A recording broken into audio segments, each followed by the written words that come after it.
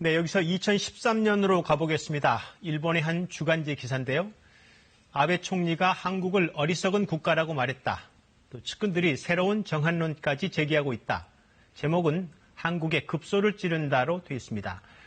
일본 기업이 강제징용 배상금을 징수당하면 한국에 금융 제재를 해야 한다는 주장도 실려 있습니다. 물론 당시 일본 정부는 공식적으로는 이 보도를 부인했습니다. 事実に基づかないことで、日本としてはそういうことがあり得るわけがないんですし、そこは冷静に対応していきたいと思います。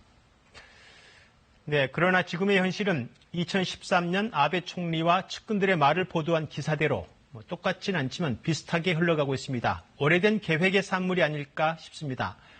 그런데 대놓고 말하지 못하지만 일본 정부 내부에서는 반대의 목소리가 있습니다. 이름을 밝히길 꺼린 일본 고위직들이 KBS 취재팀에 밝힌 내용은 이상한 규제다, 마땅한 이유가 없다, 배경이 미심쩍다는 것입니다. 이 소식은 도쿄에서 황현택 특파원이 전해왔습니다. 북한 관련설에 대해 일본 정부는 자발적인 설명도 우리 측의 설명 요구에도 응하지 않고 있습니다.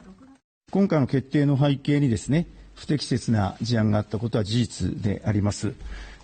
ただ、その具体的な内容についてはコメントすることは差し控えたいと。 이 때문에 일본 정부 내부에서조차 규제 배경이 미심쩍다는 목소리가 나옵니다. 대북 제재에 정통한 일본 정부 관계자는 민간 브로커가 일본산 물품을 북한에 들여보냈을 가능성이 우려된 바는 있다고 KBS에 밝혔습니다.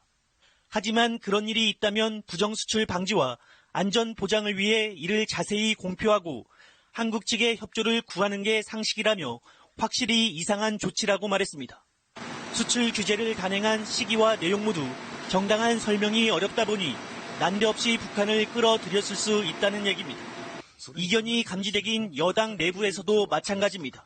열린 내각의 한 축인 공명당 대표는 TV 토론회에서 신뢰관계가 손상됐다면 정부가 행할 것은 타협이라며 자민당과 다른 목소리를 냈습니다. 이번 수출 규제는 일본 정부 내 반대를 물리치고 아베 총리와 여권 강성 의원들이 밀어붙인 상황입니다.